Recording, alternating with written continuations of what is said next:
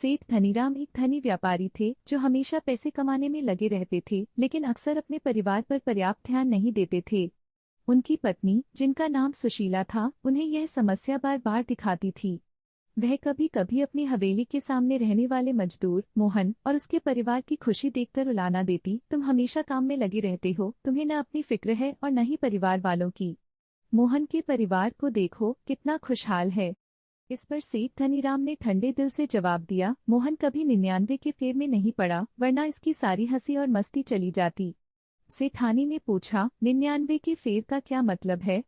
सेठ जी ने कहा, मैं तुम्हें अभी नहीं बल्कि सभी समय आने पर यह सब समझाऊंगा। फिर एक रात सेठ धनीराम ने रुपयों की एक पोटली को चुपचाप मोहन के आंगन में फेंक दिया। सुबह होते ही मोहन का ध्यान उस पोटली पर पड़ा और जब उसने वह पोटली खोली तो वो देखकर वह बेहद खुश हुआ। पोटली में 99 रुपए थे। सभी परिवार के सदस्य, बच्चों से लेकर बड़ों तक, ने उस पोटली के रुपयों को गिनने लगे।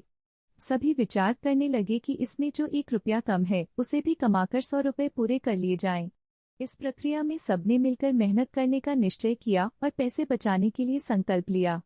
कुछ ही समय में 100 रुपये भी पूरे हो गए, लेकिन इच्छाएं और अपेक्षाएं बढ़ गई। अब मोहन, उसकी पत्नी और उनके बच्चे रुपयों को और भी बचाने के लिए व्यस्त रहने लगे। वे रात को सबसे देर से आते और थके मांदे सो जाते, फिर सुबह को फिर से काम पर निकल पड़ते। इस नियमित और मेहनती जीवन ने उन्हें अपने मालिकाना विचारों से दूर कर दिया। अब वे न अपने परिवार से वक्त बिता पा रहे थे और न ही हंसी मस्ती का आनंद ले पा रहे थे। एक दिन जब सेठ जी ने उनके इस परिवार के परिवर्तन को देखा तो उन्होंने सेठानी से कहा, इसे ही कहते हैं 99 का फेर। सेठ धनीराम के अनुसार अधिक पैसे पाने की तमन्ना से हम अक्सर अपनी खुशियों को भूल जाते हैं। यह कहानी हमें याद दिलाती है कि हमें अपने परिवार और अपने खुद के साथ बिताए गए समय का मूल्य जानना चाहिए और हमें उसका सही उपयोग करना चाहिए। अधिक पाने की चाह से बचकर हम अपने जीवन को सरल, सुखमय और संतुष्टिपूर्ण बना सकते हैं।